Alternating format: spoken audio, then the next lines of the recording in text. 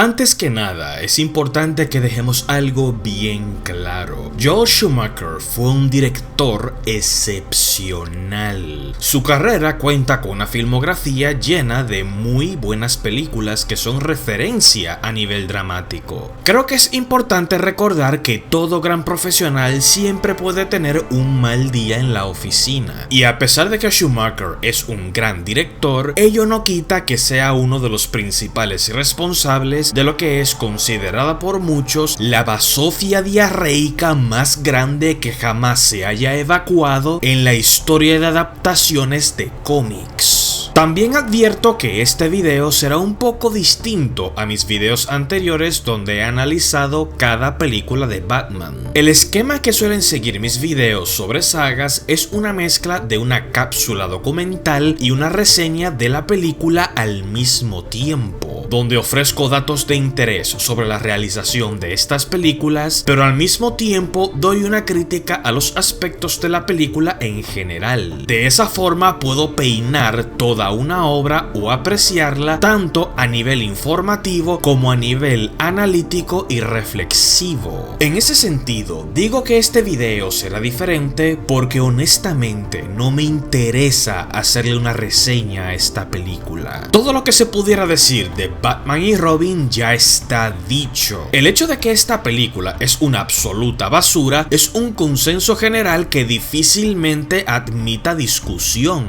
Así que en lo personal no me interesa hacer llover sobre mojado. Sin embargo, no deja de ser interesante que exploremos un poco por qué esta película resultó ser de esta manera. ¿Cómo fue que llegamos hasta este punto? ¿Qué implicaciones tuvo y qué podemos aprender de ello? Así que prepárense, Batifans. Con ustedes, mi video sobre Batman y Robin. ¿Y qué diablos pasó aquí?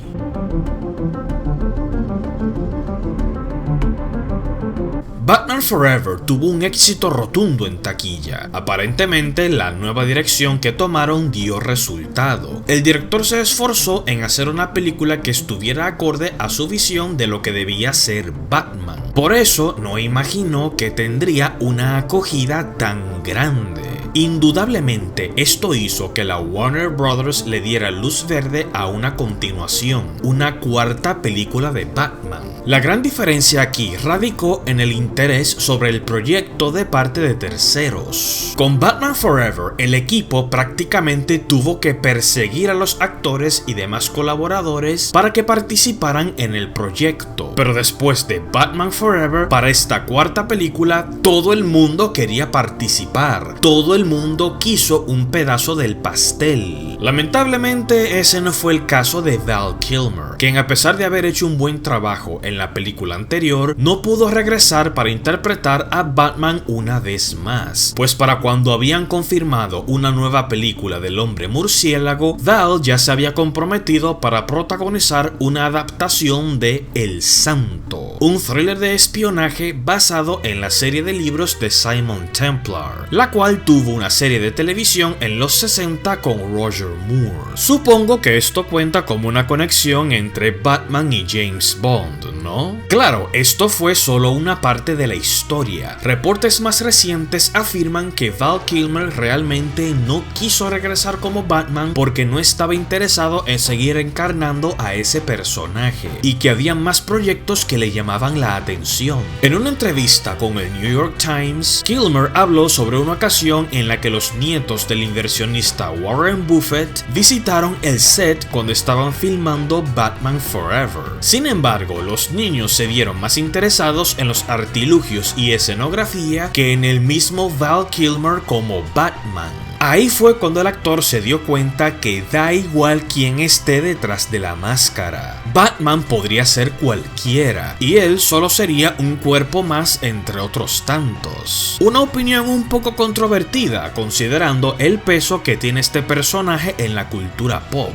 pero diría que es un razonamiento perfectamente entendible, sobre todo si eres un actor que aspira a experimentar más con su carrera y no ser encasillado por una franquicia. Con Kilmer fuera del proyecto, Schumacher acudió a George Clooney como su reemplazo, un actor cuya reputación le precede. A Clooney no le convencía la idea y en varias ocasiones expresó que no sabía por qué aceptó ser Batman. Pero, a pesar de todo, al menos en ese momento, se mostró agradecido por haber participado en un proyecto que se había convertido en un gran evento en aquellos días. Clooney quiso hacer una interpretación distinta a las anteriores. Respetaba mucho el trabajo de Keaton y de Kilmer, por lo que en lugar de tratar de abordar al personaje desde una faceta más oscura, quiso romper con ese molde. Clooney prefirió interpretar a un Bruce Wayne que ya había superado el trauma de la muerte de sus padres, alguien que se sintiera cómodo usando la capa de Batman y que disfrutara más los privilegios de ser Bruce Wayne.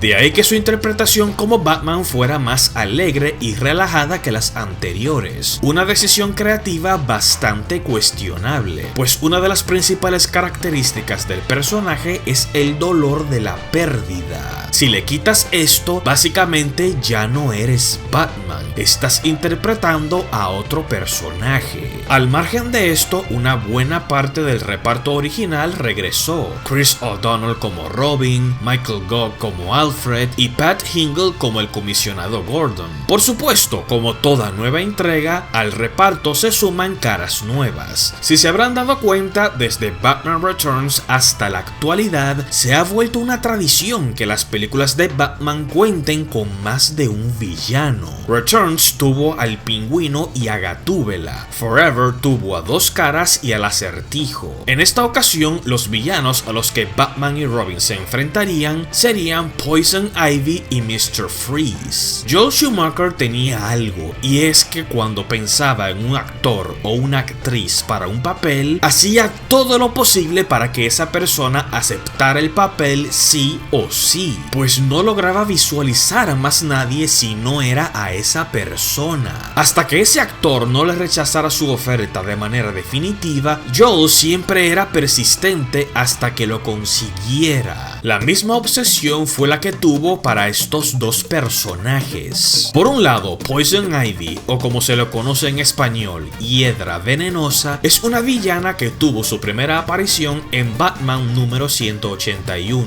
en 1966. Su nombre real era Pamela Lillian Isley, una doctora con amplios conocimientos en ciencias botánicas. Tras varios experimentos sobre su cuerpo, Ivy adquirió inmunidad sobre cualquier tipo de veneno, pero esto también hizo que se volviera estéril, es decir, sin la capacidad de tener hijos, lo cual explica por qué trata a sus plantas como si fueran sus hijas. Es una mujer obsesionada con la madre naturaleza, llegando incluso a repudiar a toda la raza humana. Además de ser una mujer increíblemente atractiva, usa las feromonas de sus plantas para seducir a cualquier hombre, ocasionándoles la muerte con su veneno. En otras versiones, el personaje experimenta con sus plantas al punto tal que éstas pueden crecer y tornarse en mutantes monstruosos. Tomando en cuenta estas características, la mujer que Joel tuvo en la mira para interpretarla fue Uma Thurman, quien en ese entonces era considerada una de las mujeres más bellas del planeta, reconocida sobre todo por su trabajo en Pulp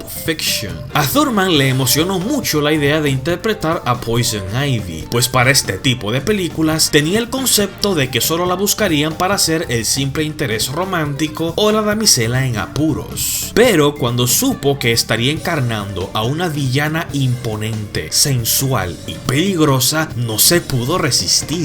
Podemos decir lo que queramos de esta película, pero ciertamente el casting de Uma Thurman como Poison Ivy fue simplemente perfecto. Eso nadie se lo podrá quitar. Si no fuera por todos los demás percances que tuvo esta cinta, diría que Uma Thurman casi se roba toda la película. Por otro lado, tenemos al otro villano de esta película, que es Mr. Freeze, o el Señor Frío en español. Su primera aparición en los cómics fue en Batman 100 121 en 1959. Sin embargo, su nombre original era Mr. Zero. Fue en la serie de Batman de 1966 que el nombre del personaje fue cambiado a Mr. Freeze, un cambio que se trasladó rápidamente a los cómics. Pero fue en Batman, la serie animada de los 90, que el personaje se reinventó nuevamente y tuvo un origen definido, el cual se ha mantenido canon hasta la fecha. El Dr. Victor Fries era un científico brillante especializado en la criogenia. En la universidad se había enamorado de Nora, el amor de su vida con quien termina contrayendo matrimonio. Tristemente, su esposa padeció de una terrible enfermedad terminal. Victor decide congelar criogénicamente a su esposa hasta que pueda encontrar una cura a su enfermedad. Alimentado por su deseo desesperado, Victor desarrolla un arma capaz de disparar un rayo congelador, el cual utiliza para cometer crímenes y todo tipo de acciones con tal de encontrar una cura para su amada Nora. Mr. Freeze es un arquetipo interesante de un villano que es capaz de cometer atrocidades, alimentado por el deseo de salvarle la vida a un ser amado. Ese tipo de personaje que nos hace cuestionar de qué somos capaces con tal de no perder a alguien. ¿Cuáles líneas estaríamos dispuestos a cruzar? Por razones que todavía al día de hoy escapan de mi comprensión, Joel estaba obsesionado con la idea de que este personaje fuera interpretado nada más y nada menos que por Arnold Schwarzenegger. Arnold no estaba convencido. Cuando le ofrecieron el papel, dijo que lo pensaría. Pero Joel fue tan insistente que le dijo a Arnold que si no aceptaba ser Mr. Freeze, entonces cancelaría todo y no haría la película. Así de exagerado. Claro, por otro lado estaba el interés económico. Por su papel como Mr. Freeze, a Arnold le terminaron pagando la suma de $25 millones. Suficiente por un año sabático, ¿no creen? Ahora bien, no solo de nuevos villanos se alimenta una secuela, también de nuevos aliados. Tomando en cuenta que esta cuarta película aspiraba a atraer a un público todavía más amplio que el de Batman Forever, entendieron que sería una buena idea incluir a un personaje con el cual las niñas también pudieran sentirse identificadas. Con esto tenemos la llegada de Batichica, interpretada por la encantadora Alicia Silverstone. Con esto tendríamos a una Batifamilia ya crecida. Atrás quedaron los días en que Batman era un solo individuo que luchaba contra el crimen. Ahora cuenta con todo un equipo. Todo estaba listo para hacer una película mucho más ambiciosa que la anterior. Batman Forever contó con un presupuesto de $100 millones y fue un auténtico espectáculo. Por otro lado, Batman y Robin contó con un presupuesto de $125 millones, por lo que se trataba de un proyecto mucho más grande y las expectativas estaban por las nubes. Y el resultado final ya todos lo conocemos. Tanto la crítica como los fans despedazaron esta película en cada esquina. Todavía al día de hoy, Batman y Robin es considerada como el estándar de lo que es una película de superhéroes atroz. Batman Forever fue una película que intentaba hacer una buena historia de Batman, pero lamentablemente se vio contaminada por decisiones estúpidas que la hacían excesivamente infantil y se alejaba de la visión original de Tim Burton. En cambio, Batman Forever terminó de cruzar esa línea y se convirtió en una película absolutamente estúpida, con diálogos que parecen escritos por un niño de 5 años, secuencias de acción insípidas, una trama que no seguía ninguna lógica, interpretaciones demasiado exageradas e infantiles, y todo un concepto simplemente insultante. Es básicamente una parodia de lo que debería ser una película de Batman, pero tomando en cuenta que se trata de una continuación de las aventuras que nos venían contando desde 1989 con Michael Keaton, esto es simplemente orinar sobre la idea que lo inició todo. Cuando Tim Burton hizo esta película, Su idea era presentar a un Batman que se alejara del concepto infantil que muchos tenían del personaje, alejarse de esa idea que había impregnado la serie de televisión del 66 con Adam West, que se percibiera menos como cine para niños y más como un thriller criminal. Por varias razones que expliqué en las cápsulas anteriores de esta misma serie de videos, el estudio se fue desviando cada vez más de esa dirección, pero Batman y Robin definitivamente fue la gota que derramó el vaso. Al final, la película recaudó un total de 107 millones de dólares, haciéndola la película de Batman con la recaudación más baja, por debajo de Batman Forever e incluso por debajo de Batman Returns. Esto significa que la película no solo fue un fracaso ante la crítica, también fue un fracaso financiero. En parte, el director y el productor culparon al estudio de la Warner por haber apresurado la producción de esta película, pues ciertamente se realizó con mucha más prisa que la anterior por su alta demanda, razón por la cual terminaron haciendo una película que todos sabían que era mediocre. Sin embargo, detrás de cámara, los percances que afectaron esta película fueron mucho más complicados que eso. Ahora veremos cuáles fueron los mayores problemas que tuvo esta película, pero antes de entrar de lleno a este punto, aprovecho este lapso para darme un poco de promoción.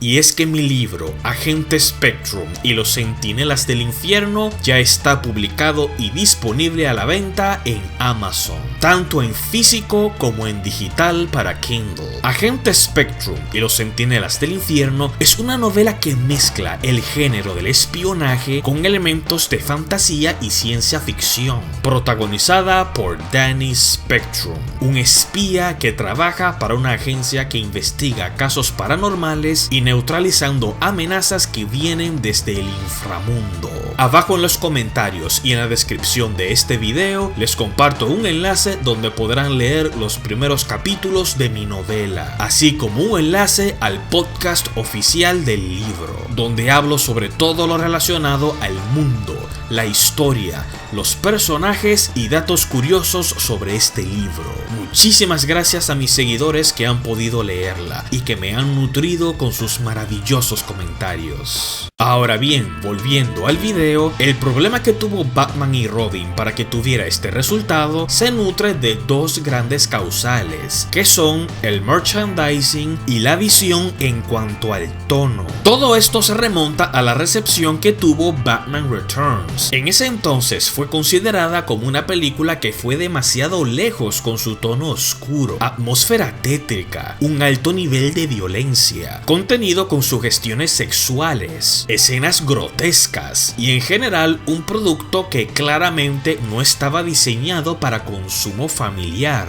Esto nos llevó a Batman Forever, donde la Warner entendió necesario llevar a la saga por una dirección distinta, una película que pudiera apelar mejor a las familias, con contenido que hiciera más fácil el vender mercancía, camisetas y juguetes. Pero con Batman y Robin el estudio se preocupó tanto porque esta película fuera todavía más mercadeable que literalmente se convirtió en su única prioridad.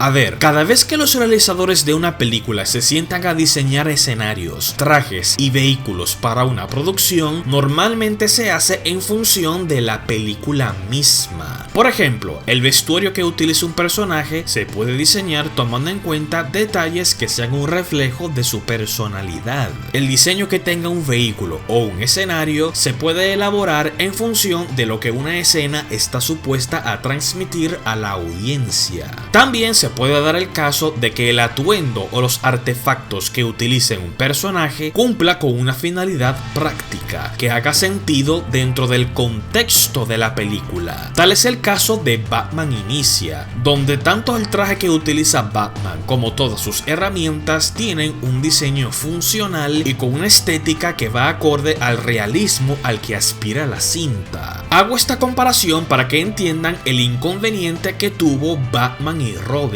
En esta cinta, todo, absolutamente todo, fue creado con un único propósito: juguetes, juguetes y más juguetes. Cada vehículo de Batman, cada traje de los personajes, cada diseño de los villanos se concibió con la única intención de que de los mismos se pudieran fabricar figuras de acción que se vieran llamativas para los niños. Cada vez que los diseñadores creaban bocetos para el Batimóvil, la moto de Robin o algún vehículo volador, automáticamente estos diseños eran arrancados de sus manos y eran enviados a compañías chinas que se encargaban de elaborar juguetes. Y si un diseño no les convencía, consultaban a los realizadores de la película para ver si podían hacerlo más grande, más llamativo y más colorido. De ahí que todo en esta película se vea tan exagerado y tan grandilocuente al punto que es ridículo.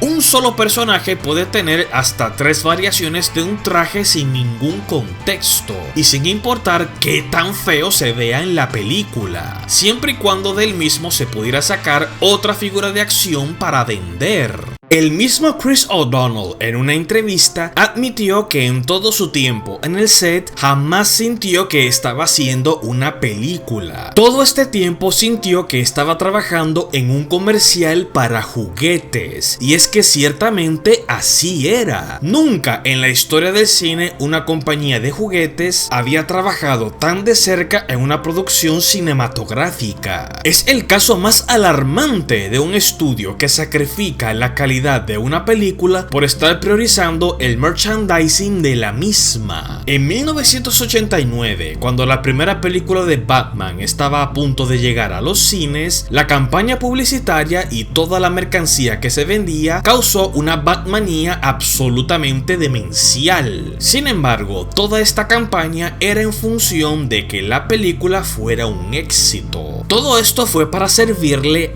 a la película. Pero el caso de Batman y Robin fue completamente al revés. La misma película terminó siendo el vehículo de marketing para toda la mercancía que se aspiraba a vender. Claro, tenemos precedentes como He-Man, Transformers o G.I. Joe, que eran cartoons que se crearon con el único propósito de vender juguetes. Las historias que se veían en las series servían para darle contexto a los personajes, para que estos fueran más atractivos para sus figuras de acción. Pero en este caso estamos hablando de la cuarta entrega de una saga de películas que ya era exitosa por sí sola. Intercambiar los roles para priorizar la mercancía de la misma fue un error que a la Warner le salió demasiado caro. Un caso que impuso un precedente bastante interesante sobre cómo los estudios no suelen ver sus películas como trabajos artísticos, sino como meros productos que le sirven a una industria más grande. Claro, no seremos ingenuos, esto y que Santa Claus no es real. Esto no es nada nuevo en Hollywood, ya se sabe. El punto es que nunca antes se había hecho con este nivel de descaro. Esto también sentó otro precedente sumamente peligroso, contra el cual las adaptaciones de cómics han luchado durante años, que es la idea de que las películas de superhéroes son historias dirigidas exclusivamente a los niños y por lo tanto difícilmente pudieran tener un valor artístico más allá del fin comercial. Piénsenlo un momento, escuchen este casting, olviden que esto se trata de Batman y Robin y solo piensen en el reparto: George Clooney, Uma Thurman, Arnold Schwarzenegger, Chris O'Donnell, Alicia Silverstone. Cualquiera que escuchara este reparto pensaría que se trata de una película absolutamente monumental. Todos estos sujetos son actores excepcionales. Entonces, ¿qué pasó aquí? Del inconveniente anterior se desprende el segundo, que es el tono tan infantil de Batman y Robin. Tratándose de una película cuyo único propósito era vender juguetes, el estudio no quiso cometer el mismo error que se había cometido con Batman Returns, e insistió que Batman y Robin fuera lo más ligera posible para los niños, incluso más que Batman Forever. Da igual que la historia sea mala, que los personajes sean sosos y que toda la película sea simplemente estúpida, siempre y cuando sea apta para los niños. y que los padres se animen a comprar más juguetes. Con esta mentalidad, todos estos grandes actores se vieron limitados a ofrecer las interpretaciones más mediocres que se pudieran ofrecer para una película, con tal de adaptarse a las exigencias del estudio. Cada vez que uno de estos actores trataba de poner algún tipo de empeño en su interpretación, el mismo director tenía que tomar un megáfono y recordarle a todos en el set que se relajaran, que esto es un simple cartoon, una película para niños. De ahí que incluso actores de alto calibre como George Clooney o Uma Thurman ofrecieran interpretaciones tan exageradas y mediocres. De ahí que cada personaje se sintiera sacado de una caricatura, por esa mentalidad de hey, no te esfuerces, esto no es Shakespeare, es una estúpida película de superhéroes para niños. Esto fue una estampa que hasta hace pocos días todavía estaba latente. Tuvieron que pasar años hasta que cintas como El Caballero de la Noche, Logan y Joker demostraran que con relatos basados en cómics también se puede concebir cine de calidad.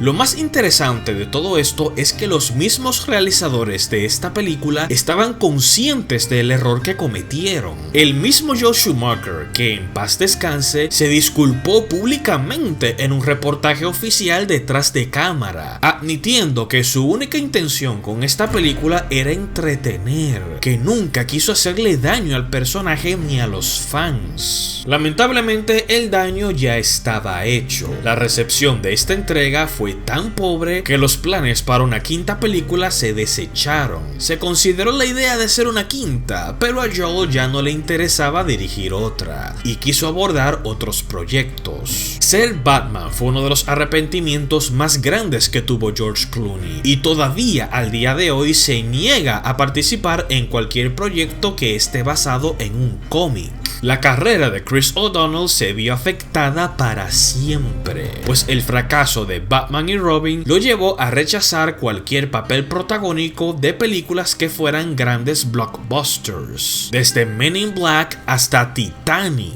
Poco a poco, Chris terminó desentendiéndose del mundo de la actuación y abrió su propia pizzería en su condado, llamada Pixana, a la cual le dedica la mayor parte de su tiempo. Durante años, el personaje de Batman había quedado humillado en la gran pantalla y nadie más se atrevía a tocarlo, pues el nombre del personaje ya era asociado automáticamente al fracaso. La saga que empezó en su punto más alto con aquella película de Tim Burton había muerto. La historia se convirtió en leyenda. La leyenda se convirtió en mito. Y durante 8 largos años, la grandeza de Batman se desvaneció de todo recuerdo. Hasta que un día, en el 2005, todo cambió. I'm Batman.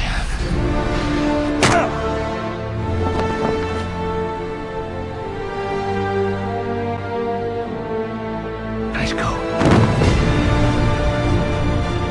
Damas y caballeros, en el próximo video de esta serie de reseñas sobre las películas de Batman, entraremos a analizar la trilogía que llevó al personaje a su nueva gloria. Una trilogía que durante años muchos me habían preguntado por qué no la había dedicado una reseña antes. Próximamente, en este canal de Mr. Andy Flick, mi análisis de Batman Inicia, dirigida por Christopher Nolan y protagonizada por Christian Bale.